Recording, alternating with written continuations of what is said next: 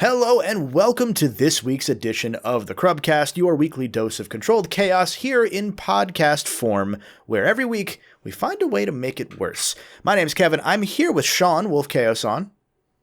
I'm going to try to make things worse. We'll see. And I'm here with famous Twitch streamer JTart9. Hi, Justin. Hello, I brought my in-worsening beam, and I'm going to make it worse. Hell yeah. I never say my name at the start of these intros. My name's Kevin, if you don't see it on screen in video form.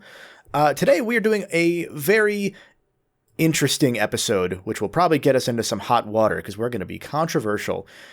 We are reading a Patreon Crubscriber question of the week early because this is going to be the bulk of our episode. This is from Atrasky. They asked, is there a game you enjoy that you later discovered had a problematic or weird community? Elaborate on what the community was like. In short, what games have really weird damn fan bases? And we can all talk about a lot of these because there are a lot of really, really weird ones. Justin, do you want to briefly open with Smash and we'll kind of just go and hit a couple of these and then circle back around? Yeah, we can open up with Smash. Mainly any competitive gaming sphere that you would be in where you need to meet up in person to compete in the game. Just breeds some very strange communities. A lot of cool things, but a lot of just like, you're very well known for not showering and for smelling like trash. You're very well known for doing things that are illegal in a to say the least. To say the least. Yeah. We're going to keep it there. And even just outside of the competitive community, like a lot of the Smash fan base is a bit, I shouldn't say a lot of the online Smash community is a bit a lot of the whiny. online discourse. Yeah. Because let's put this out here, like a lot of the communities we're talking about are a lot larger than what we see online. Yeah. It's just the vocal minority that make it kind of weird and toxic, and I hate interacting with them. Yeah. And that's true. To be fair, even fairer, of every community there's always a small contingent that can ruin it for everybody. And we're aware of that. That's, this isn't dunking on the entirety of a community, but like Smash Bros, I don't get into competitive Smash because I don't want to be with that crowd. Right. I still haven't played Undertale over 11 years later because I still haven't gotten the thought of the annoying as hell fan base out of my mind. And I told myself back then that I would not play it until my opinion of the game would not be tainted or poisoned a bit by the stuff I saw the fan base do back in 2015. That's not fair to the game, and I know it's not, which is why I don't want to play it until I'm at that point where I can give it a fresh thought. And I'm getting closer and closer. Especially as Deltarune has had an incredibly normal fan base, mainly because those people have grown up, I think. Yeah. And probably also because, online culture is less and less widespread. It is more and more niche. So I just don't see it. You can go your entire life without engaging with GTA 6 if you want to. There is a way to do that. Your algorithms can avoid showing you GTA 6. Yeah. Especially, it's hard to not see GTA 5 when it's on the bottom of like a TikTok clip that someone's just ranting over. You know what I mean? Yeah. It's one of those oddly satisfying tumbling car down ramp clips. You know what I mean? Or the CSGO surfing type stuff. Yeah, literally. But like you could go your entire life not knowing that's GTA or Counter-Strike, and you're just watching the clip on top. Yeah. Like no one ever complains about the Subway Surfers community. You know what I mean? Yeah, Gosh. It's Subway Slammer community, though. That's a little different. The Subway Slammer community is something I want to be a part of. If anyone's starting the Subway Slammer community out there, please hit me up. You can find my socials in the show notes. Gosh, you need to, you need to join an esports team doing that. Like that competitive Subway Slamming would be insane. Yeah. Oh, it would be. I feel like that would just be murder at that point. That's just that one episode of House of Cards. Yeah. Over and over again forever. Sean, I mean, House of Cards also problematic. Sean, throw out one off the top of your head, or the first one you want to mention, of weird communities. Persona. Yeah. That one, so my first Persona game was Persona 5, and Persona 5 is my first Persona game on any kind of social media, you're going to get people immediately calling you out, especially within the first year of it coming out. And then the way people just were so visceral against it and against oh, you're just playing baby's first RPG. It's let me like the game. What? That's also not baby's first RPG in any like capacity. Yeah. Like that's a weird way to go at Persona. Right. Persona fans are very common in a lot of like weird fan base. They have like a lot of weird fan bases have this one thing in common in that they hate their game. Yeah.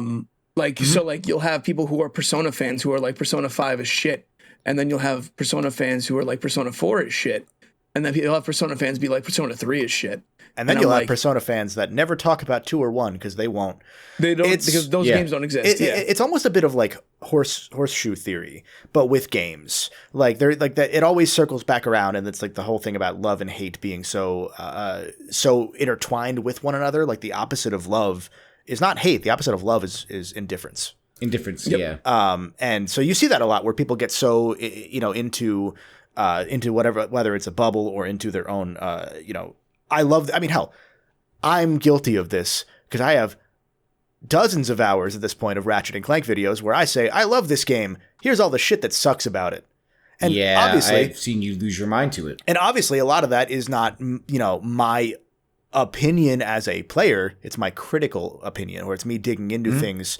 Not to say I don't believe it, but to say that, it doesn't bother me, but it is an issue that I found.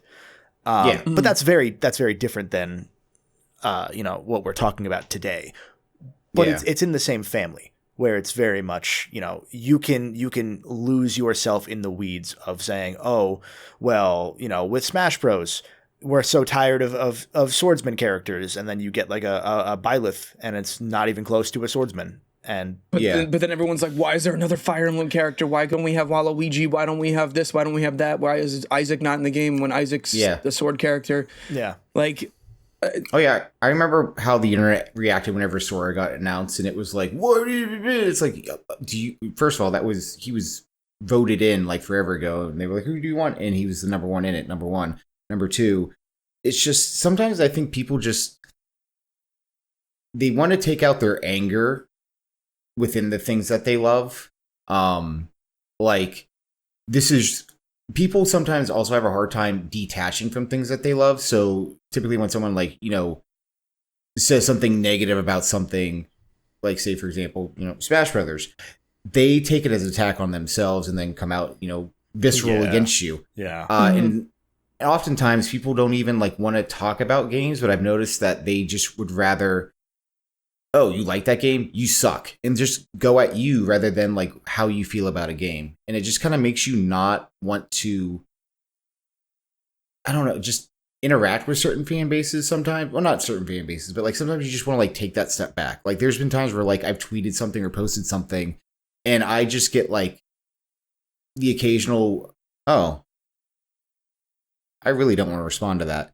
And I put the phone down because I just don't want to deal with that because, look, this game means a lot to me. This game I'm enjoying. I am not going to react to something that's going to make me enjoy it less. Because at the end of the day, it's a game. It's something that I enjoy. You don't have to enjoy it. That's fine. But and that's something that also took me a little while to, not a little while, but during my younger teenage years, during say the console wars, I was very much oh, I love Nintendo. Nintendo's great. You don't like Nintendo? Piss off. And it took me a little while to be why am I being like this? I am not Nintendo. I have nothing to do with Nintendo. Those games just mean a lot to me. And so it was a lot of reflection and what have you.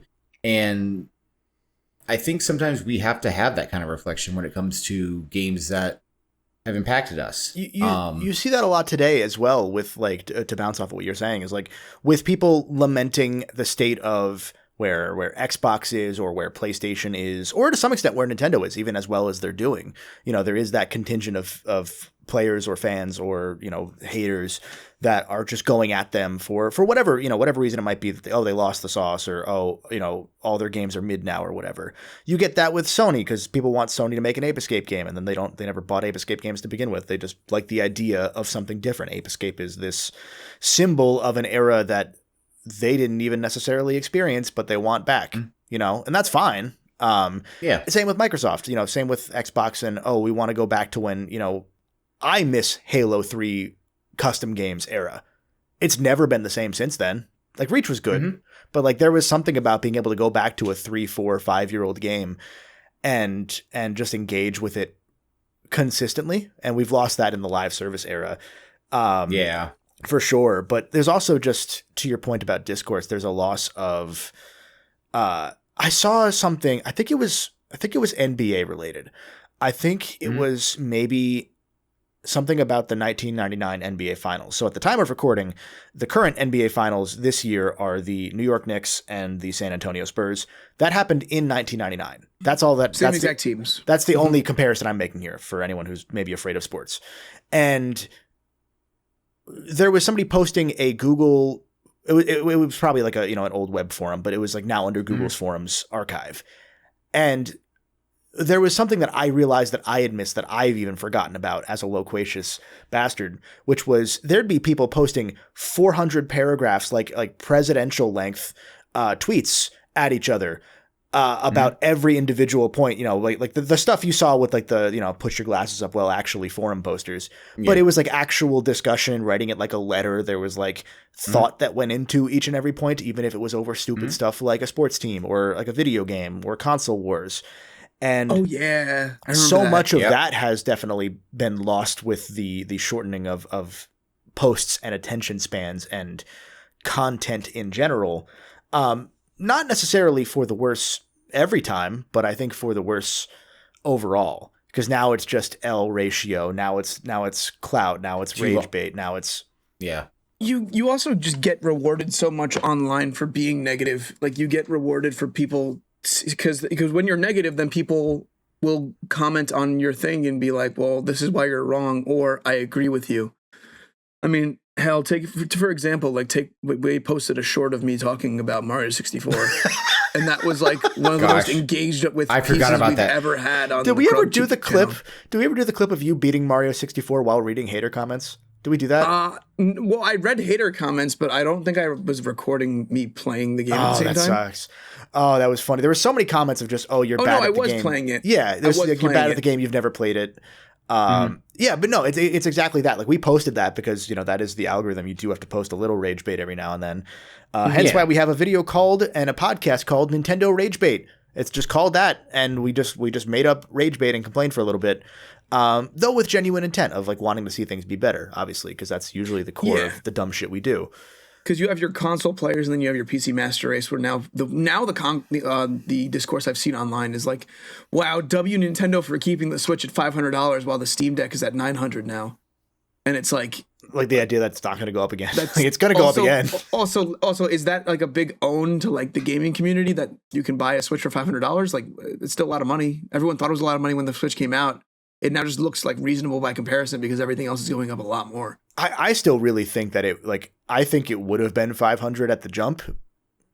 Like, I think that they priced it at 400. Tariff stuff happened. It jumped to 450. But I have a weird conspiracy theory that it would have, like, they planned to go to 500, but they wanted to hold off on 500 to make it look like a smaller increase than they would have otherwise had later. Like instead of jumping to 500 at launch, they were like, let's sell our first year and then raise the price. Like, because it would have been a $200 jump from the Switch 1. I mean, that's not jumped straight to 500. In terms of power, it's not a surprise. No, it's not. Yeah. But I'm saying that sticker shock would have been like immense. Yeah, I mean, we did our predictions a while back, another episode of the podcast, where we responded to our predictions from the prior year, and there was one that I had that I was really proud of, which was there will be a news article or piece of news media, like a video or a segment about parents being upset about the price of the Switch 2. Yep. And I was on the money. I was really happy with that one. Mm-hmm. But yeah, no, I want to stick with Nintendo for a second because like the fan base that I don't necessarily think is weird, but I don't engage with them is like the Splatoon fan base. I knew that was coming immediately. Yeah. Because every time I try to play Splatoon, I get so annoyed with myself because every time I fall into it and I'm like, man, they still haven't made the back end good. And it's been 3. I mean, 3 is like fine at this point. 3's back end is like okay. But they have lobbies now. They have lobbies. It took 3 games to have lobbies. And that's why I didn't buy Splatoon 3 for the longest time until it was like, I think I got it for like $20 with a coupon or something. And like, to be fair, Justin and I have only played it once, but we do want to play it again. I do. I love playing Splatoon 3. I love playing Salmon Run. I played that a lot with a friend of the channel, Spider Knife. Just really good game, but it's hard to get motivated to play it, honestly, because of how cumbersome the back end stuff is. It's like moving through molasses. And the thing about Splatoon that I find interesting, and the reason I mention it, is I don't know that the fan base is necessarily weird. I'm sure there's a toxic element complaining about each gun that comes in or whatever.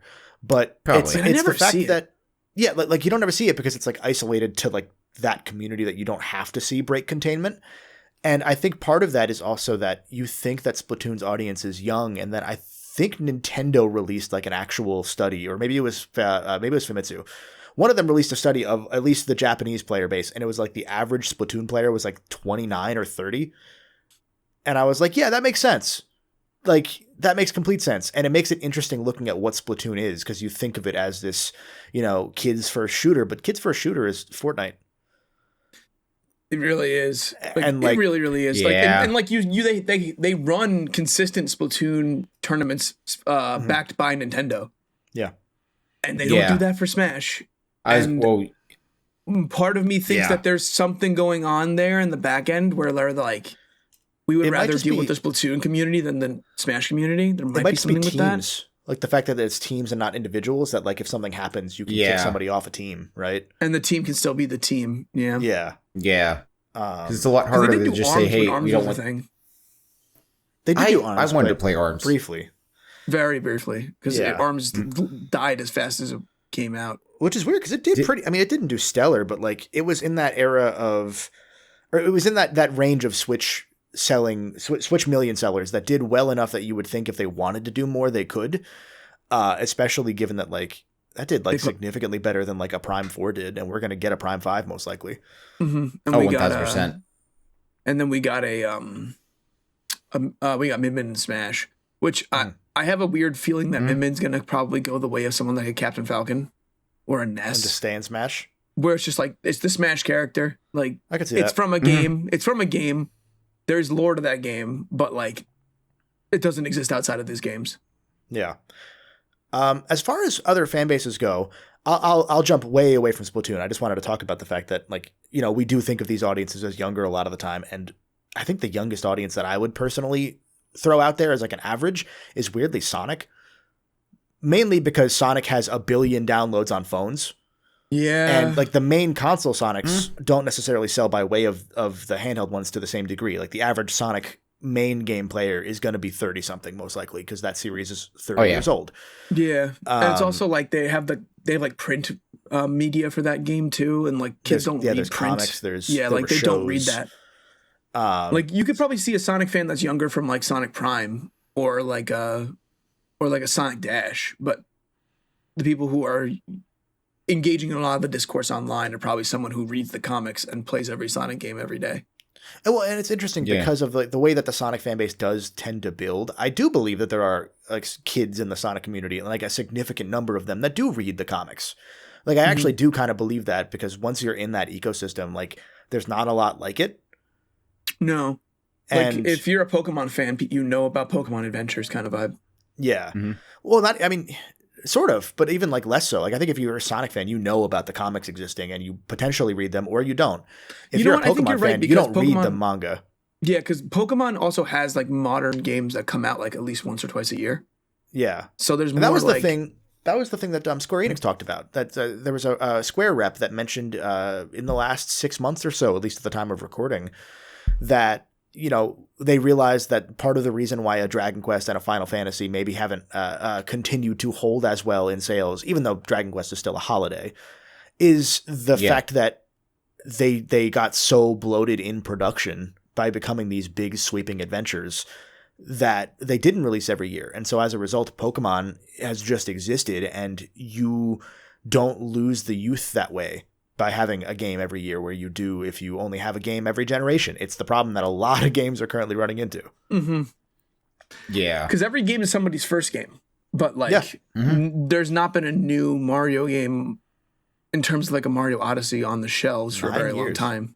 9 years. Yeah. And probably 10 crazy by the time the next one comes out. Yeah. Unless you got DK, obviously. But DK is different though. Like you're going to be a fan of DK at that point. You're not going to be a fan of Mario. Yeah. Yeah. Yeah. It's good.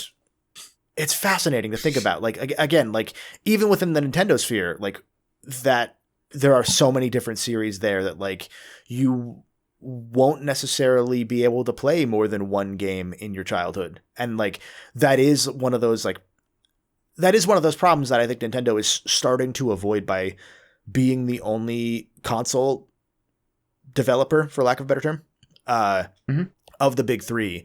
And one of the only companies in general that does have this, I don't mean this necessarily negatively, this parasocial audience. Because like there's always a parasocial console war audience. And I think funnily the PlayStation's parasocial audience is like the parasocial parentheses negative, because it's all just complaining about the fact that all their games are, you know, AAA Focus M, and that's very valid. But like with Nintendo, a lot of that weirdly shifted and manifested during, I think, the 3DS and Wii U era, where there was such a drought every single year of one console or another that you were starving for something, and the stuff you got was usually at least good, or if it wasn't great, you would still savor it the whole time. So Yoshi's Woolly World is a classic, a cult classic game for the X amount of people that bought it, because that was the only game that you had for 6 months on a Wii U. Yeah. And I think that built to leading the already like very strong Nintendo audience to continue to latch on to every single game that they would buy when they moved on to the Switch, where they had this, you know, this buildup of games that they were clearly just not releasing on Wii U, to hold off for the Switch to make sure it was a chance at, you know, succeeding. And we have had essentially for the last 10 years, one game every month from Nintendo, like one actual first party game or published experience from Nintendo just about every month for the last 9 years, which is an insane run. And part of that is also, you know, the behind the scenes development stuff of they struggled with HD development for so long. And then they finally kind of had caught up to the bottleneck of moving to longer production cycles that they've now been able to keep the pace going. Right. Yeah. But it's also that they can like trust their audience to buy a Yoshi game where, you know, if you're Microsoft, you can't trust your audience to buy Ori, putting aside Game Pass. You know, if you're PlayStation, you can't trust your audience to buy Ape Escape because your audience's number one game is NBA 2K every month. Yep. So, except for 1 month when it's FIFA. Yep, FIFA, COD, or EAFC now, not even FIFA. Yeah, Nintendo now can make their Star Fox game, which I'll be honest, I'm one of those people where I look at that Star Fox game and I'm like, man, I have no love for Star Fox outside of Smash Bros. And I'm still looking at that game kind of like, you know, for $50, it's something to play on my Switch right now. That'd be pretty fun. If I wasn't burned by Zero, I would probably be into it. But the fact that I played Zero, I like Zero. I don't think Zero is a bad game. But I spent $60 on that game, you know, because it was the only game we had for 2016 besides Tokyo Mirage. That's kind of crazy that the new Star Fox game is actually less than Star Fox Zero. Actually, wait, hold on. I mean, I guess you got Guard, you got Slippy's Uncle Grippy. It came with Slippy's Uncle Grippy. That's a $10. So that was worth the $10. But what if he's in the new Star Fox? If he's not, I'm gonna kill myself for real. If he is in there, I'm gonna be so happy. Gosh, I'm gonna be like, yo, Grippy. But yeah, man. Like why'd they call him Grippy? Because he grips. To close that thought out, it's an interesting thing because I don't think Nintendo's fans are more accepting. I think that they're actually like the same level of parasocial that the others are, but they do show out. Is more my point. Where we don't, you know, we can't say that like a you know, PlayStation's audience will show out for every single game because Concord. Yeah, but I will say also Nintendo was very lucky to have such a like fervorish. Is that the word? Yeah, fervorish Japanese community where the Japanese Nintendo Player community base. buys things. They buy things a lot. And interestingly, they were like that audience is not necessarily like a loyal audience. Like they're not necessarily fickle per se, but like they were on PlayStation because that's where the games were. And then as time went on, the games that were appealing to Japan became less and less oriented on the PlayStation or Xbox. I mean, not that Xbox was ever. They never those ecosystems, because the prime market for gaming from essentially 1995 onward was America. And that's where like the design philosophy shifted, because I mean, also American developers were allowed to exist, where they really, if you look at the history of it, you weren't allowed to make games without being severely handicapped if you were an American developer for Nintendo consoles. Unless you were a partner. You had to send everything to Japan. You had to send everything over. There was a development fee, and then you also still had to pay the cartridge fee on top of the licensing fee. There were like 3 different fees, to the point that they got sued and lost for their monopolistic, vertical monopoly practices. I have to say, wasn't there also like a translation fee as well? There might have been. I mean, that might be a different. I'm not sure actually. I'm not going to say, because basically that's why you have so many weird NES cartridges out there. Like you have so many non-brand NES cartridges, because that was just like we're just getting around the region locking. I mean, it's to the point that like Madden is one of the most important games in gaming history, not because of for multiple reasons. And one of them, just the first one, is that EA went to Sega and said, "Hey, we've reproduced a cartridge in a way that you cannot sue us for because we did not use your specs. We just built a second Genesis." Essentially, to like boil down what they did, they reverse engineered the entire Genesis without the notes of like the system hardware, and then like decompiled a way to make a cartridge functionally. So it was a completely legal method, and they said, you can take us to court. It will cost you so much money that you will be screwed, or you can give us a deal and we don't pay 30% on cartridges. We pay, 10%, and that blew the door open for American developers to start making stuff for Sega, and helped blow the door open further for those companies to have started to exist by the time that Sony came in and said, "Hey, our dev kits are like $200 or whatever it was." And you can use a CD. Like it's $200. We worked with a British company because it was Psygnosis that made the dev kits. We worked with them to make sure the dev kits were incredibly accessible to anybody. So that's why Twisted Metal was made by a military contractor. Like I remember that. Like the company in Utah that made Twisted Metal was broken off from an actual military CG contractor that did Sims. Fascinating. Which is why they made Warhawk, because they made Sims. Stuff like that opened up the American market, and then on top of the fact that Madden had started doing things like sound stages, which Mortal Kombat had done to some degree by like the rotoscoping stuff they had done with the character models, or sprites rather. But like there were sound stages for like the later Madden games where like, okay, now we're mocapping the hits. That was essentially the first time that was done in a proper console capacity, which is what blew the door open for a lot of the 3D stuff that would come. Not that it wouldn't have come independently of that, but that's why sports games were the highest rated games a lot of the time until like 2004, when like there was a sudden sort of change from that. Yeah, NFL 2K5 went bye-bye. Yeah, really after 2K5, honestly. But like Madden 03 is like game of the year for several magazines. Yeah. Like that was a thing. And so point being, it's interesting that as the Japanese audience got abandoned by like the regular gaming space, Nintendo never really changed. They did their own thing, and that's why people made fun of them for being so behind the times for so long, because they were doing their own thing. They were all in their own world, yada, yada, yada. The usual put downs we saw are also their greatest strength, because the fact that they didn't change meant that once people got tired of the stuff that was new and fresh and was now evolving to be similar as it reached the logical conclusion of movie games, of games that are movies, people wanted to go back to gamey games. At least some people, the online people. People that are online and having these conversations that we opened this episode with, are those the people that are like, man, I don't want to play God of War Faye. I want to play Yoshi and the Mysterious Book. Like, I just want to play. I'm not gonna lie. I think that God of War game probably has more gameplay than that Yoshi game, though. Probably, but no. Have you played Yoshi yet? Yes. You get to do. It's like Pokemon Snap meets Yoshi. I'm gonna crack open a cold one for Yoshi. Oh, that one's for Yoshi. Cheers. Patreon.com/Crub if you want more of that noise. I can do more of the noise right now, but you need to subscribe to the Patreon for that.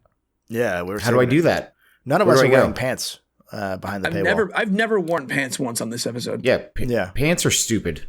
If you're wearing pants, get rid of them right now. Does listener. Yoshi actually have the thing that I saw where you just make two animals have sex? The cloaca? What? I heard that. You mean space docking? Sure. What? Does that happen? Did you make him? I mean, you don't. I mean, he consents. I mean, yeah, you didn't make them, but like, you put the two dolls together and said kiss, and then they kiss, right? Oh, actually, no. I used to do that with my Power Rangers, and that's how my. This is not what Kevin is asking. Power Rangers audience is weird based on what Sean just said. Daijimon is weird too. The Daijimon audience is crazy. Daijimon is insane. Did you know that there's a possible like game coming out for that? For Daijimon? Yeah, Daijimon World. Insane. Bro, the Daijimon community is not going to be happy about this. I don't know. But yeah, no, like how many times has the online discourse just come into real things that have unfortunately affected a lot of people, like death threats going to game devs and stuff like that? Oh, constantly. Like it's insane. More than constantly. Yeah, I forget what game it was. There was a game years ago that I was reading about recently that someone got. It might have been like a Capcom game that they got insane levels of death threats over a thing and said, "Hey, look, we understand that you're not happy with this, but that is not okay." And this is years ago before it became more and more common. To go back to what you had said this earlier a bit, Sean. You'd hit on it, and I wanted to follow up, and I forgot. A lot of it is also. When people in these weird communities, when the weird people in communities, rather, are pushing towards like the Twitter responses and the just getting, mean for the sake of being mean. A lot of it is, as we know, people just lashing out. Like they just want to, they don't like where they are currently, and they want to feel like they have control over something, and they can control someone else's feelings by being mean. Right? Like that's a lot of it. And that's a lot of like what console wars kind of were that, now the whole world is a console war. So, gosh, I hope Nintendo wins. Me too. I feel like a world run by Nintendo would be very strange. It would not be a good world. Like if we're being real, it would not be good. No, but you know what you're in for. Miyamoto? Maybe sports would get. Yeah, Miyamoto, bad sports. Every now and then you'll get a good sport, though. I don't know that they've made a good sports game since the GameCube. I don't think they've made... No, besides Mario Golf 3DS, I don't think they've made a good sports game since Strikers. Strikers is the best one was on the GameCube, yeah. Because Strikers Charge was mid as hell. On the Wii? Yeah, because the Wii one had the super move that was instant win. Oh, that actually... Functionally. No, you're right. Which is similar to how Mario Tennis went with Aces. Like actually, I had so much hope for Mario Tennis Aces because it had actual footsies and actual like tennis stuff that you would have to worry about. And then it just came down to ults. It came down to ults, and it didn't feel what I want. It didn't feel like what I wanted it to be. If that makes sense. The rest of the game I thought felt okay. It's literally just to me. Just the fact that I'm sure high level play is like, well, when do you use your ult? How do you bounce back from the ult? I'm sure that exists. Yeah, because high level play, you're not getting your racket snapped by ults. You know the timing to give the ult back. You know what I mean? But it's such a skill gate to have that exact, the perfect timing or whatever it is that like even as somebody that I love Mario Tennis, I'm not gonna learn that. I don't care enough to learn the exact competitive timing. I think there's a new Mario Tennis that came out recently. There's a new last one, month. Yeah, with the talking flower. Yeah. Oh yeah, I have heard nothing about it. I've actually heard nothing about it. I've played it before because they had a demo for it at a local Best Buy, and I picked up the Switch 2 over there, and I was like, I'll try this. Why not? It's not out yet. Aren't they all like kids? Aren't they all like kids in that game? No. It's regular Mario. It's regular Mario Tennis. I think Mario is turned into a baby in the story. Maybe. Well, that's what I story is crazy because Daisy's dying, and they're trying to find the cure. Yeah. Yeah, Wario runs a pharmacy or whatever. It's Metaphor Refantasio. I love Metaphor. But with tennis. It's the one thing I heard about it was from a friend of Crub, at least friend of a few of us on Crub. So I say friend of Crub, John from GVG. He was like top 1,000 in the world at that game, which to me was like, okay, that game didn't sell well. So that means there's 1,000 players.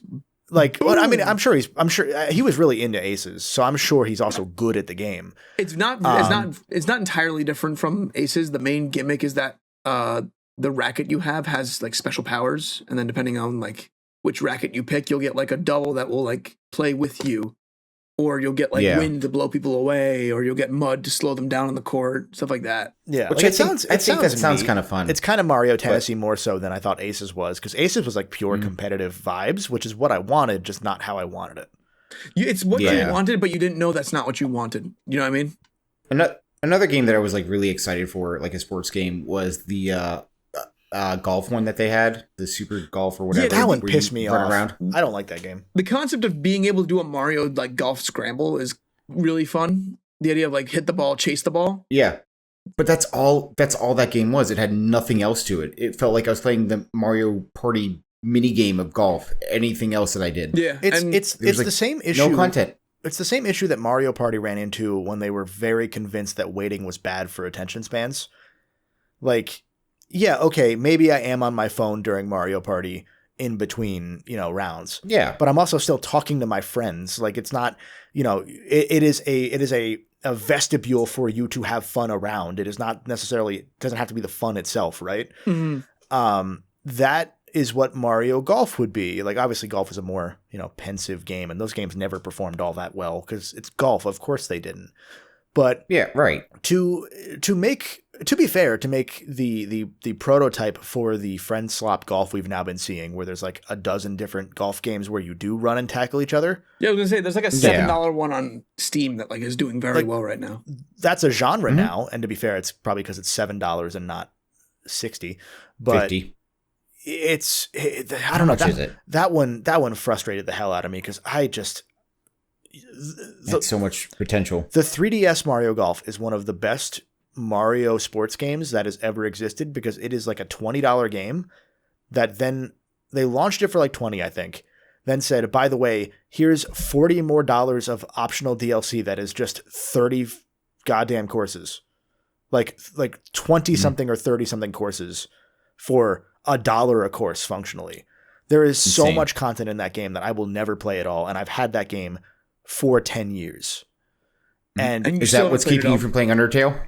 Yeah, actually, it's specifically that. Until I beat every course in Mario Golf, I will not be able to start Undertale. That sounds like you're never starting Undertale. Yeah. I'm gonna die before I finish those courses. But it's great that they exist. That's exactly the kind of game I would want from a Mario Golf. Is just put all the old courses in. I don't care that they look bad. I honestly would prefer them to look bad. I want them to look like an N64 game. Like, I think that's fun. Yeah. Right. Like, let me go through, like, that'd be really cool to, like, go through, like, different areas. So, like, you have, like, the pixelated place and you have the Nintendo 64 layout. Like, you just go through, like, the different levels depending on, like, what Mario game. Yeah. Like, I think that'd be a lot of fun. Especially, like, I mean, we've been playing VR mini golf, and, like, just the act of hanging out with each other while we slowly go through golf courses. It is fun. That's what golf is. We have played VR mini golf, and then we got the same crew together in person and then played real mini golf, and it had the same exact vibe. Yeah. Like, the reason why you like going to a mini golf course and playing mini golf is the same reason why we like playing VR mini golf, and it is 1-to-1. It's crazy. That was an insane poll too, because that involved Mini-Me, who is Australian. So and we got him in person. We played online VR mini golf with him, Justin, me, and Nico, and then did it in person, which was incredible. We did it. We did 18 holes of mini golf one day. It was sick. Yeah, 2 different courses. There was an Angry Birds course and then a regular, like, the neon course you always see. Like glow in the Angry dark. Birds course sucked ass. It was awful. Gosh. But the neon one was really cool. Yeah, the neon one was like a good course like you would expect. The Angry Birds one did not use grass. It was just all like it was all not plastic ground, but like it was all, like vinyl paneling. Oh. Shaped to look like grass. And like they would be like, yeah, you should hit it in this hole to give yourself a shortcut, and it would just be a flat wall. So you'd like hit the ball into the flat wall and it would just bounce right back at you, and you're like, well, that's my stroke, I guess. Yeah. So they just like Looney Tunes you. Straight up. It was incredible because you'd be like, oh, I want to put a little touch on it, but it's just slippery ground the whole way. So like there's no playing with physics at all. You just have to brute force every shot. A little touch literally just sends you down the entire course. Yeah. That course sucked. But yeah, like again, that's the stuff I didn't like about I think it was Super Rush. Was Super Rush the name of the Mario Golf? I think so, or Top Rush, something like that. Yeah, whatever it was.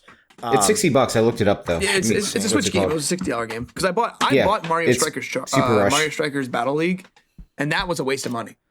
I remember when you bought that because I was very worried that it was going to be not good. And you're like, I have to buy it, and then you played like 2 rounds. And you're like, that's not good.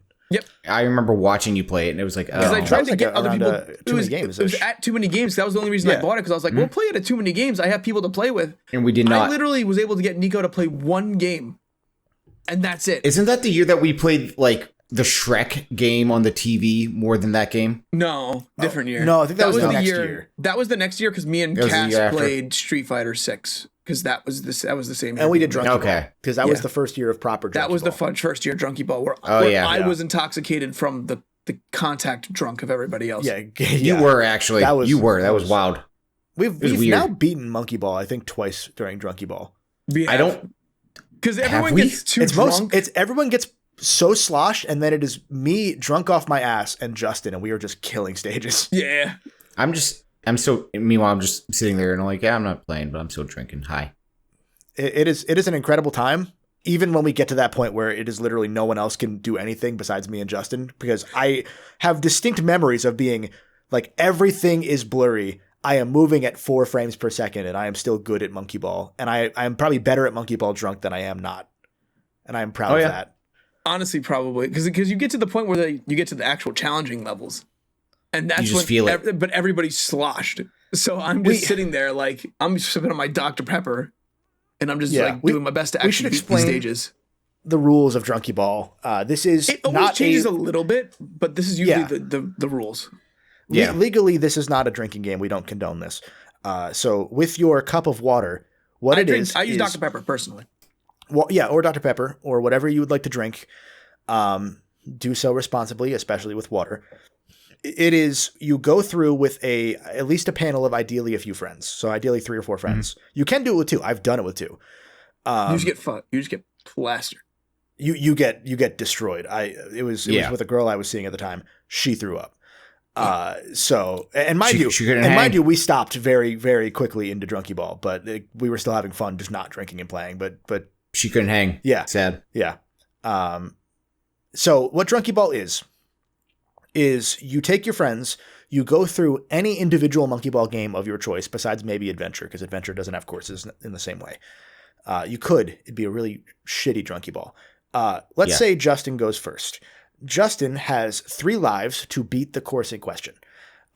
Every time he dies, once he passes the controller to the next person, he will then take that number of drinks. So if you die all 3 times, you take 3 drinks. If you die 2 times and finish the level, you drink twice. If you same all the way down. Mm-hmm. However many lives you have left over. So let's say Justin beat the stage with 2 lives left. So he only died once. He will take 1 drink. He will then pass out 2 drinks to individuals, and then pass the controller to the next person. If you succeed at the stage without dying at all, everybody drinks. And then you pass 1 additional drink. You pass your lives amount of drinks to anybody. So you pass 3 drinks around, or house rule it however you want. But everyone drinks, and then you can pass drinks around for your lives as well. Yeah. Mm-hmm.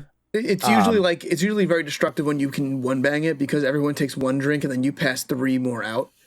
So I think there was one time Nico was complaining he wasn't drinking enough, so we just started all giving our drinks to Nico. Every single drink went to Nico at that point. Yeah. Because it starts out slow, because it's like, okay, you pass out 3 drinks individually or whatever. Yeah, it's like 1 to you, 1 to you, 1 to you. And then Nico was like, bro, no one's giving me a drink recently. Man, I haven't drank in so long. And that was at CRUBCAST, so we had 12 people playing. So that's also probably part of why is there were so many people involved that we just didn't scale it up. Oh my gosh, we had to keep passing them around. Like, 1 had to go to M, 1 had to go to Sean, 1 had to go to Kevin. Chris was there. There was a lot more people to get through. So but that's the gist of Drunkey Ball. We have other rules about if you beat it in the record time, or if you beat it by getting every banana as well. You can do other stuff. Usually we don't do those, because with how quickly it goes, you're not going to be able to go for all the bananas. We always make the mistake of starting on World 1 when we should probably start at World 4, so that way the difficulty ramp is a little bit shorter. Yeah. Yeah, it definitely has like that slow build up where it's like, okay, cool, all right. Yeah. Still doing well at this. I'm giving out drinks. Everything's going to Nico because he said he's not drinking enough. And then you get to like World 7, and then it just explodes. Yeah. And then it's like, oh, I can feel the controller, but I'm not even holding it. There's very specific levels where you will have like a PTSD flashback of the last time you played Drunkey Ball. And that's where you're like, okay, this is getting real. Because then it goes through everybody 3 or 4 times. And usually we have like an out clause where if everybody fails a couple times, you pass and move on to the next stage. But there were a few where it's just everybody is failing and taking 3 drinks. And that's where it gets real fun. Yeah. No, we should do for a podcast one day. Drunkey Ball. Let's do Drunkey Ball, but like we're trying to talk while playing Drunkey Ball. That wouldn't be a bad idea. I mean, that'd be awful. But yeah, it'd be awful, but it wouldn't be a bad idea. We have to parsec it where everyone can take the controller. Think the newest Monkey Ball, the Switch, Banana Rumble's exclusive to Switch, not on PC yet. So that one has online multiplayer though, does it not? It does, but it's a battle royale. Oh, gosh, I'm just saying. Yeah, we would have to do some admin to figure that out, but it's something we could definitely do for the Patreon specifically. I don't think we can air that.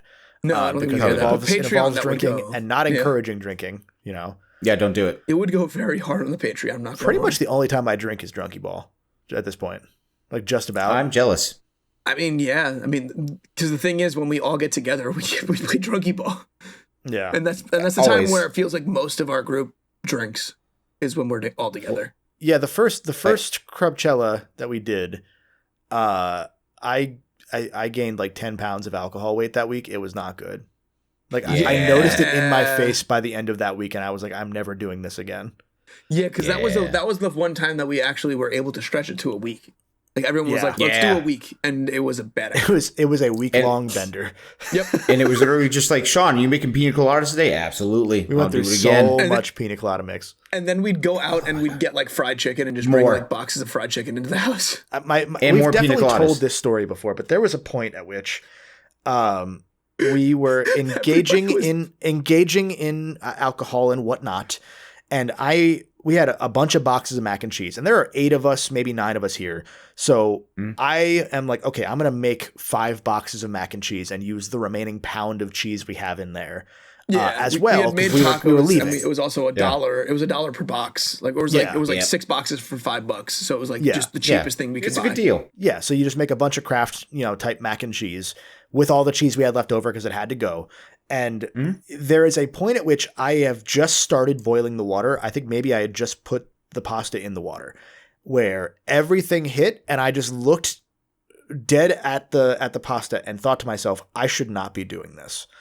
Like I did it. I stuck with flame. it. Yeah. Yeah. Like I'm just sitting there in front of an open flame, and I'm like, this is not a good idea.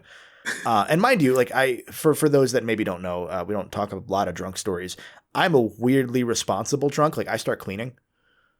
Like very consistently, if it's at a party at like, if Nico's holding, one of his New Year's parties or whatever, if I am at the point where I am starting to get drunk or I am very drunk, I start just cleaning up. That's just what I do. I have noticed that. Yeah. Yeah. Like he started cooking, and then he looked at me. He was like, "Justin, can you like just supervise?" Yeah, like just keep an eye on me, because was that what we were also watching Indiana Jones, or was that before? Yeah, we were watching Indiana Jones at that moment. Yeah. So we turned on Indiana Jones because I was like, "Oh, I love Indiana Jones movies." And then everyone was like, I've never seen them. And we turned on the first one and nobody gave a shit. When was this? It was even worse because like everyone was looking at movies for such a long time that I just said, pick a goddamn movie, because we were in analysis paralysis over every movie on the Plex server. Probably because everybody was inebriated. Yeah, probably that. Yeah. So I just said, make a choice. And then we picked Indiana Jones. And I remember as soon as I finished the mac and cheese, I had a bowl, and then went to sleep. Just sat in the chair and fell asleep. Like I was watching it because I love Indiana Jones. I'm a huge fan of those movies. But like I'm the only one sitting on the couch watching the movie because everybody like away. 20 minutes in is just like, yeah, this was a bad idea. I don't care. Yeah, because I don't even remember Indiana Jones being on at all. Oh, it was on. When? Oh man, I think it was either the first or the second one we did. I think it was the first one because it wasn't Barley. Barley wasn't with us. Barley wasn't with us. M wasn't with us. Yeah. M was at the second one, not the first one. Yeah. Wait, was that was you didn't Dracula that Flow. was no Dracula Flow was the second one, I think. No, it was the first one. Was it the first one? I think it was the first one. You're right, because we tried to recreate Dracula Flow on the second one. That was a. I also made. I'm so mad about it. I also made music that time. That's where I made music. Oh yeah, that was the only year we actually made music using Nico's stuff. Yeah, every other year we've he's brought it and we just don't. No, yeah, he brought it the next year, and I was like, okay, I'm gonna make a beat, but like I was, it's one of those things that like I was just like so focused on. But it was like, Sean, you're trying way too hard. Just have fun with it. No, it needs to be on time. It's not on time. You spent 40 minutes making a beat, and we listened to it. And I think you had like 2 seconds of a beat. It was, the Parks and Rec scene where it's the stop motion animation where he's unemployed and making the stop. It was Ben's the Adam Scott's character Ben. Is like, oh yeah, I got really into stop motion, and then he like shows the video to I think it's Aziz Ansari's character. And he goes, here, and here's the video, and it's just like 3 seconds, and then that's the end, and that's it. He just goes, where's the rest? I think I made all that. I need to get a job, like because he spent like 6 months on this or something like that. On like, 3 seconds I spent like stop motion. Yeah, I spent like 40 minutes on it. I'm like, okay, I found everything I needed. I like this.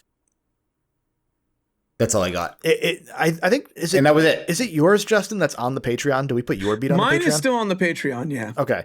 The bad one, the one where you like just went hard. Well, I went hard in the paint for 20 minutes, and then I literally got up from the table and said, "Nico, I can't make music. Take this away from me." Yeah, literally, he like got up, took the headphones off, went up to Nico, who's like mid conversation, saying those exact words, and Nico's like, Okay. He puts the headphones on and just starts cackling.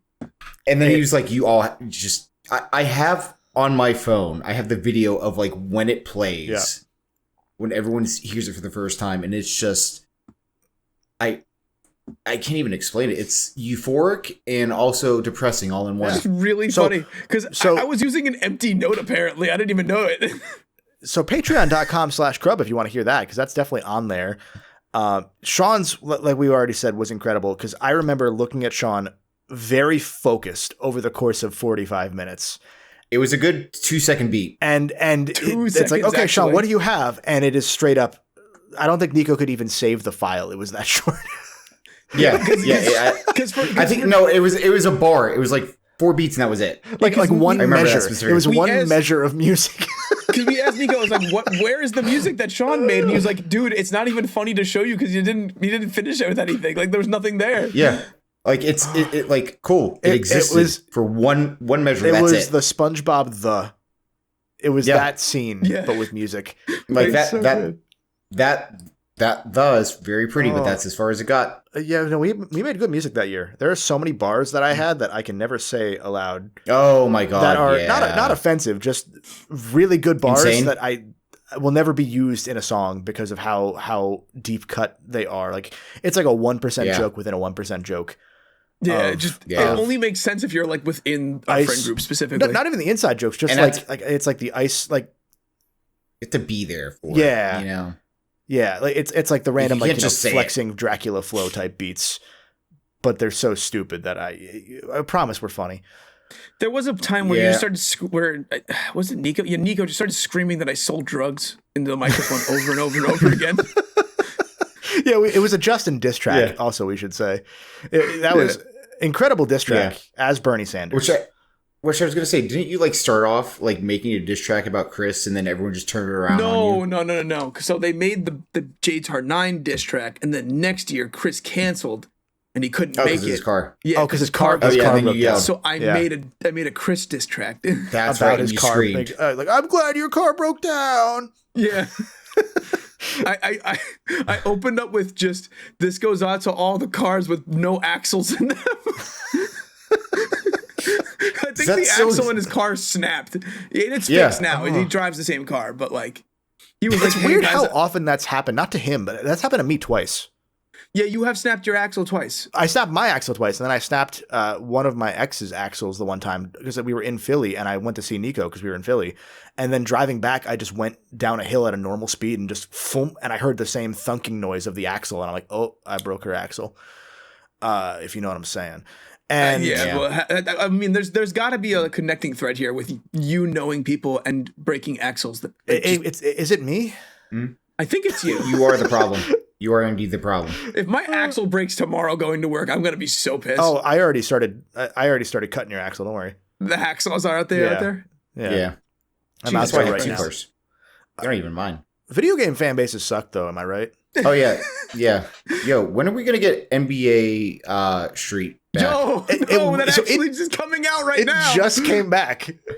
It's coming out right now. We played the beta for it. So it's a game called NBA The Run.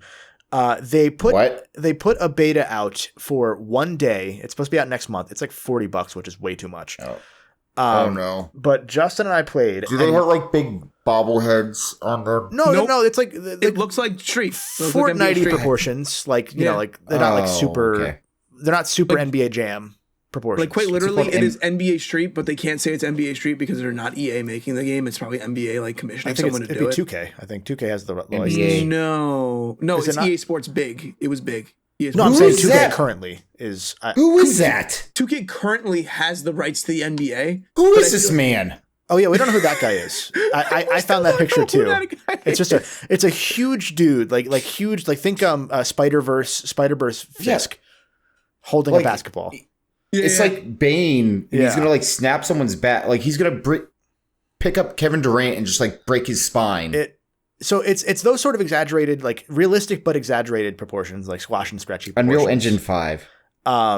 We played 2 matches total because we thought the beta ended at 10, but it ended at 9. And the first match, we just see LeBron James, Victor Wembanyama, and Anthony Edwards shirtless. We didn't know it was shirts versus skins.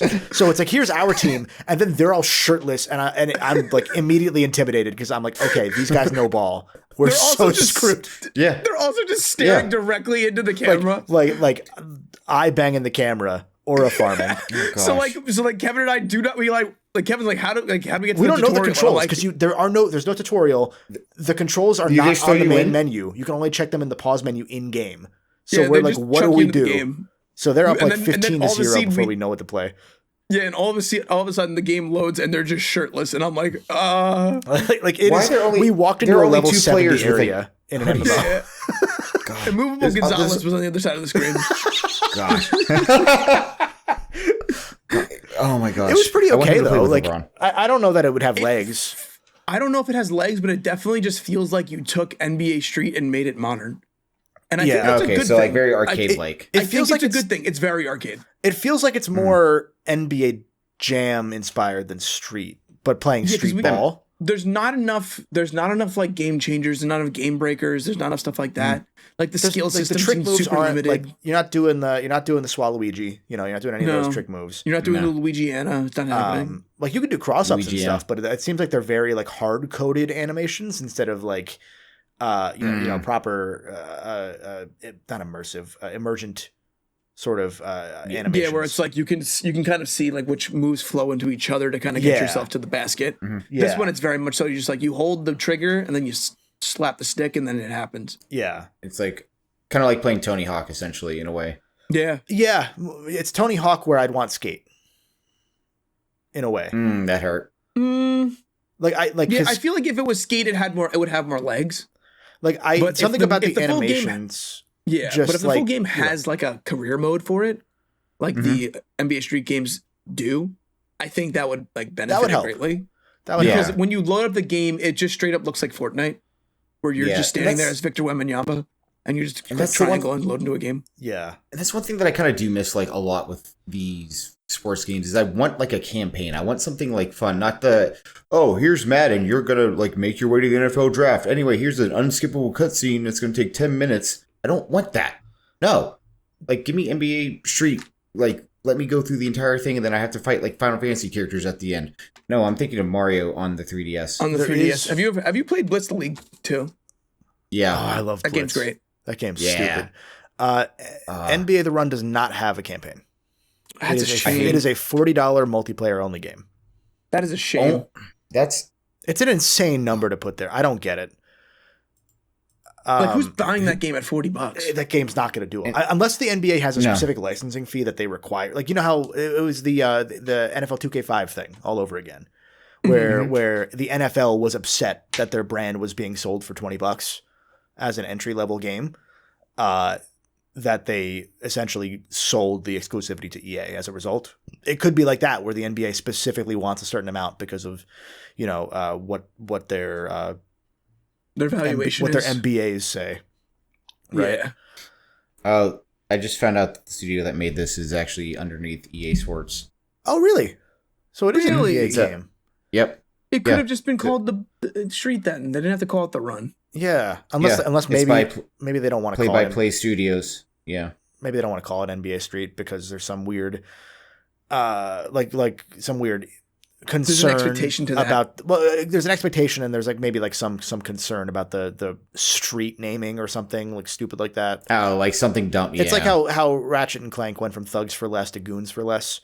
Unfortunate now given how gooning is, a thing. But I think the change of common use definition of the word thug made them want to change from thug because it didn't feel right anymore. And they didn't want to stir up, bullshit.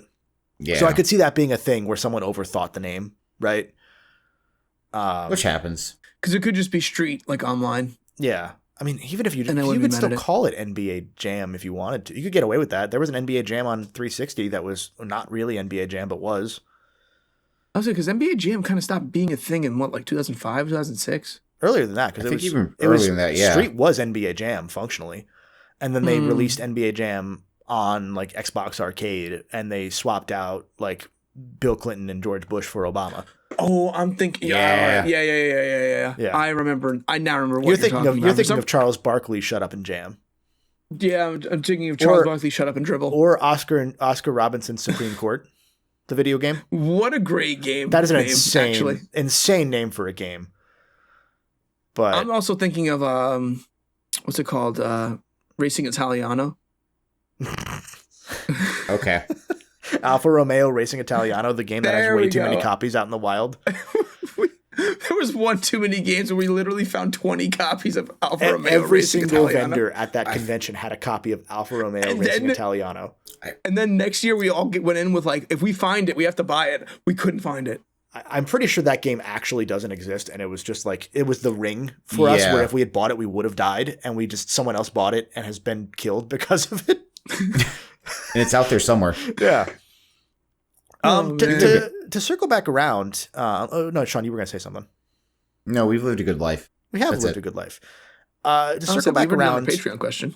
Well, that was the Patreon question, so that was kind of the whole episode started with the Patreon question. We got that. Hopefully, Atrasky, we answered your question. We could definitely go into more detail in a longer form discussion about individual fan bases. Like, there's always I could talk about the Ratchet and Clank fan base, which is not that bad. It's just kind of the Sonic problem of too many sub fan bases, which is what every game that has several years worth of games runs into.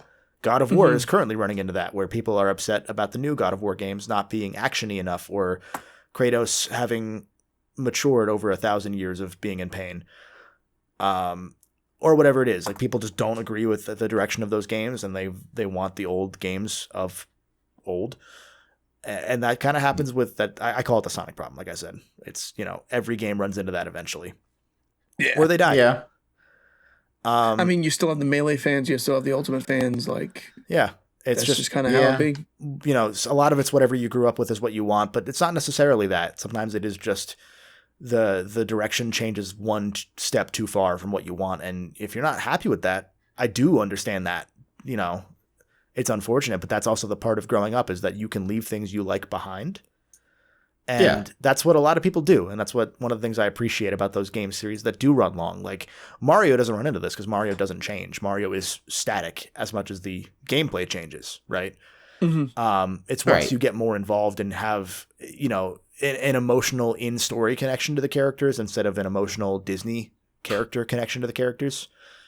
Because Nintendo is Disney. You have a connection to the brand of the characters.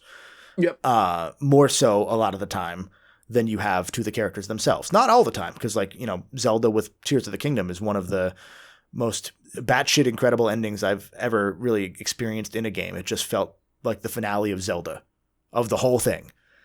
And it just worked. And that's because it also does ride on the 30 years of you know, audio motifs and nostalgia. Like it plays into all of those things in a way that is ultimately satisfying, even if it retconned everything. But like with stuff like a Ratchet, or with stuff like, you know, Metal Gear, people being upset about Kiefer Sutherland or whatever. Like there's stuff like that in every franchise where people do make it a little too weird, but that's just people. People are weird. You know, it's not the fan bases, it's the people. And I guess that's a good way at least that I wanted to end off my thoughts on it is, you know, we could go for hours on any specific fan base, like, but it's going to come down to either competitive fan bases like League or like Smash or like CSGO, where it's always going to be toxic, or Overwatch or Valorant or et cetera, or you go into the audiences of people that have never experienced that genre before. There's a lot of annoying Expedition 33 fans that have experienced an RPG for the first time. It is the new Persona 5 in that regard. It is. Gosh. It really is. It is. And, you know, that doesn't take away from that game being absolute magic, but it does potentially turn people off from playing it because a lot of people are annoying about it. I mean, we have a podcast where, you know, we literally said, yeah, we get why people were annoying about this game. Because I didn't play it for a while because people were annoying about it. And I said, okay, you know, that's cool. I don't have time for it right now anyway. But, you know, I don't react to hype in that way unless somebody I trust is saying the hype thing, right? And that's why I think a lot of us ended up playing it in that short span. Is like, I just kind of, Sean, you were talking about it, and then that got me to play it, and then that got Chris to play it, and then it just, you know, Somehow got Nico to play it. Nico has said it might be his favorite game. Yeah, which is wild. A JRPG is that man's favorite. A French JRPG is that man's favorite game, maybe. It's a rhythm-based game. And it is a drumming. Rhythm-based game. It is drumming, yeah. And that's the power of like the good side of fan bases, that, you know, you know, if you know people and can trust their opinions. One of my favorite games of the Wii U era was Mario 3D World. And leading up to that with the first trailer, I thought that game looked like a bunch of poopy dumb bullshit because I was in a dumb you know, Nintendo's not good phase. And I'm too old for this. Yeah, I'm growing out of this. I had a friend whose actual name is Mario, and he was like, "Oh, like check out the second trailer. It's actually really good." And I watched that when it came out and said, "All right, no, you were right. This game looks like it's gonna slap." And I love that game. I will defend that game against the people that were upset that it wasn't Galaxy 3, because Galaxy 3 would be poopy. Galaxy 2 barely worked. Yeah. I didn't play either. Like, I think Galaxy 2 is very good, but I think by the end of Galaxy 2, you're like, I'm tired of this. I don't think I've finished Galaxy 2 in earnest. Like, I've played the Grandmaster Galaxy. I've loaded a save and done the Grandmaster Galaxy. I don't think I've actually beaten that game in earnest to get to the Grandmaster Galaxy, because every time I'm playing it right after Galaxy 1. And by the time I finish 1, I'm exhausted partway through 2. As much as I know that 2 is a way better game. I love every level in 2 better than any level in 1. Just about. The only thing that Galaxy 1, in my opinion, has over Galaxy 2 is I like the theming a lot better. I think that the theme of it being a large-scale invasion against Bowser, who stole Peach's castle, I think that's really sick. That's something that not a lot of games in the Mario series do. Yeah. And the music's phenomenal in Mario Galaxy 1, so much so that they take a lot of it and put it in Galaxy 2 just wholesale. And everywhere else. Yep. It's just so good. Yeah. It's one of those where I think 2 also leans into like the history of Nintendo / history of Mario element more than just being, here's the stuff we didn't do in the first one. And I like stuff like that to some degree, but it makes it feel less its own and more kind of like a modern Mario game to some degree. Like, not that Odyssey did it too much, but there were a lot of Mario games in a row where it felt like the new Super Mario Bros. Version of a thing, because it was, here's this thing that, like, you know, people will never give respect to Mario Bros. New Super Mario Bros. U, especially now that Wonder exists. Great game. Mario Bros. U is a great game, but it was just at the end of being with New Super Mario Brothers, New Super Mario Brothers Wii, New Super Mario Brothers 2, and then being New Super Mario Bros. Wii U, and then they made New Super Luigi U too. And so like it just was at a terrible people time. were just tired of the new series, which is something you wouldn't expect that people would be able to. Like, that was a weird era for Nintendo where a lot of people were much more upset about things because they weren't getting what they wanted. And that's usually the ultimate thing is if you're not getting what you want in some capacity, you will eventually turn.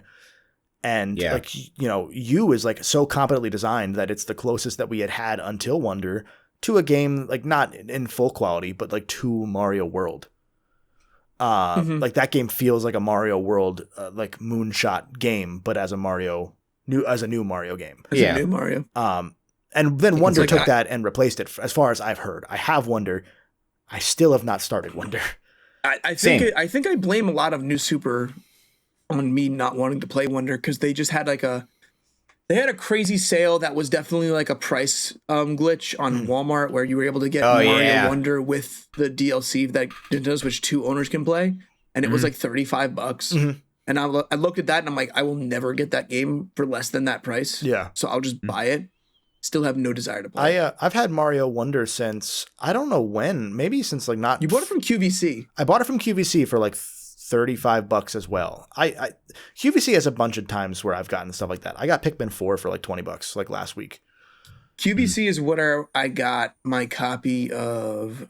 It was a WarioWare game. I think it was the new one, the new WarioWare Shake It. Oh, that one, yeah. Great game, by the way. I streamed that one on my Twitch channel, and that one was a ton of fun. Ton of fun. The one before it, where it was like all like mini games that were like characters they had to move across the screen, that one wasn't really great.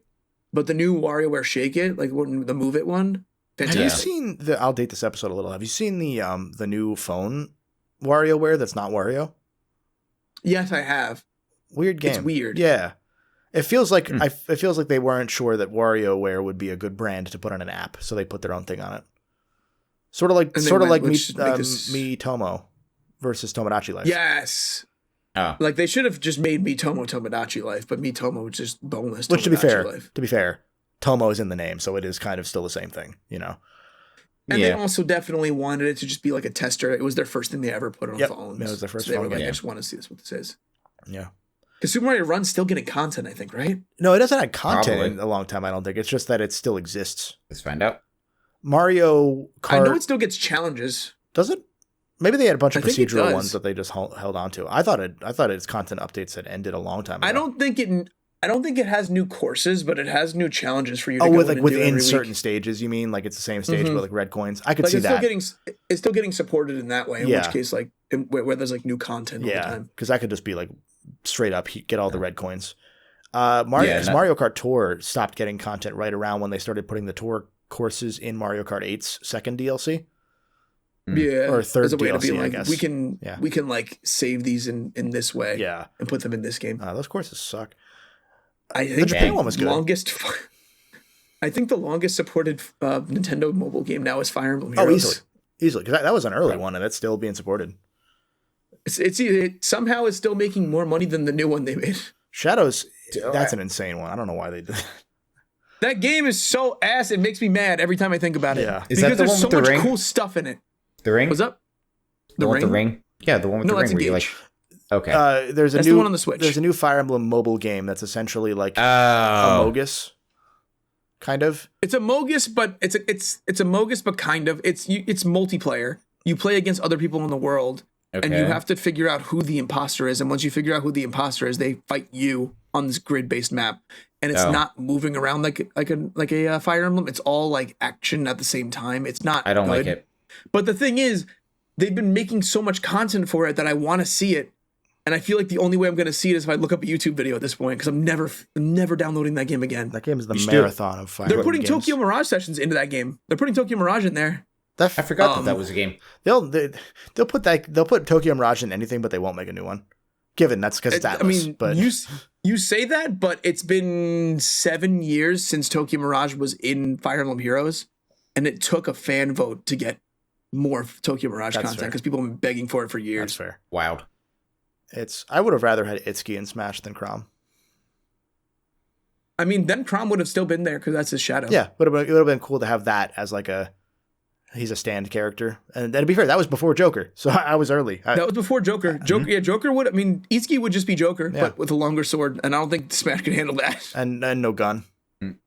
Yeah. Oh, yeah, no gun. Yeah. Oh, yeah, no. You know what? They made the right decision. Yeah, that's fair. I did need gun in my Smash. Yeah. But yeah. Like, Kirby needs a gun. Kirby... He does get one if you suck up Joker. Yeah. Yeah, but if you didn't have Joker in it, then you wouldn't have one.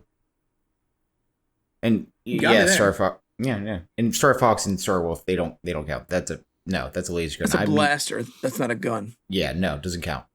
I'm glad we're in this current era where there isn't a Smash game, specifically because by prior Smash trends, not that Smash ever follows a consistent trend line, but we would have like Balatro in Smash right now, and I don't want that.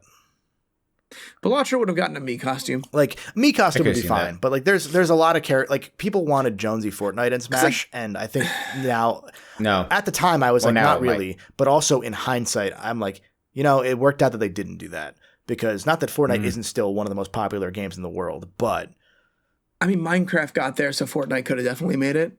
Yeah, but Minecraft held it for so much longer is more my thought. Like Fortnite has been Fortnite's gotten to the era that now a lot of their monthly active users are relying. Epic is relying on bringing a lot of their monthly active users in by way of Simpsons maps and South Park maps. Like I've said on the air before, where I think we're getting closer and closer to the point, and I could be wildly wrong, but I think we're getting closer and closer to the point that there's going to be like 1 or 2 children that are going to look at Fortnite and say, this game's not cool anymore. And that's where it's all going to end for all the kids. Yeah. Now it's just becoming like nostalgic for like the parents right now. Yeah. Like that's what it feels Which like. Which makes sense because they're the ones with money that are spending. Like Fortnite's another game that you think the audience is children. It's a lot older than you think. Yeah. Oh yeah. Mm-hmm. It's also very interesting too, because I feel like Fortnite was getting to that point, and then they got to season 1 or Fortnite 2 basically. Yeah. And that's when it all boomed again. Because like before Fortnite like rebranded as like Fortnite Season 0, it was going nuts. Like it was dying basically, and then it just boomed again. Yeah, and was with Zero Build, I think really helped a lot of it too. Yeah, it's been like it's bounced up and down, obviously, especially during COVID. Like the COVID bumps that had were enough to like break the internet for a while. So it'll still last a long, long time, obviously. But there's a point at which I think the inertia of switching games won't be as great as the inertia of trying to find more brands that you haven't already found or double dipping. Like Avatar is not like the Avatar crossovers are not for kids. They're for us. No, they're for us. It's stuff like that. And the fact that, also Roblox is where the kids are until they hit like 13 and then they fall off. Like I have a nephew that was like, and then go to Fortnite. My nephew was like into Roblox to the point that I had to tell my sister, I was like, hey, you should probably like watch the Robux that you're giving him, because he's buying a bunch of like brain rot skins and he's just showing me skins, and I'm like, that's really cool. And then as soon as he walks away, I'm like, he's not playing Roblox, he's just buying skins, he's just buying things, which is fine, but also probably you could use that money for something better. And then he doesn't play it anymore. Like a year later, he's like, yeah, it's not cool anymore. And I was like, so you spent like $400 on skins probably, and then we'll never see him again. You could sell that. He could probably sell that account for like $400. That's probably. I know someone that would buy a horse from Roblox for $150. So. Check out the. It is great. There's a horse in one of them. If that episode is out by now, it should be out by now. I hope you can watch that episode by now. If not, it'll be on Patreon. Every piece of content we've ever done is on Patreon for as little as $5 a month for all the video content, $10 a month for all the video and audio bonus content. It is hundreds, bordering on thousands of hours of content over on patreon.com/crub, where you can get more of this, and it gets a lot worse. I promise you, I think the worst episode of the year is already out on Patreon, so you should check that out before it comes out for our Christmas special, because our worst episode of the year goes out on Christmas. That was pretty bad. No, I don't even remember. If you want to watch me and Cass play Ultra Kill, you can watch it all on there. Yeah, it's a lot of fun. And the live stuff on Twitch. As we do it live. We do all those episodes live on Twitch. Yeah. So check the description or the show notes for all of those links if you don't already have them, but I'm sure you do, because you're a wonderful Crub. You are. 1 out. Yep. Crub it out, baby. Crub it out. Craig Vahog. Any other thoughts before we wrap up for today, gentlemen? Fans are dumb. Fans I are have dumb. more things to say, but that can stay kidding. for the next episode we do this. Yeah. Okay. Next time on the CRUBCAST, we are going to debate Play Drunkey Ball. which Ace Attorney character should have died instead of that one.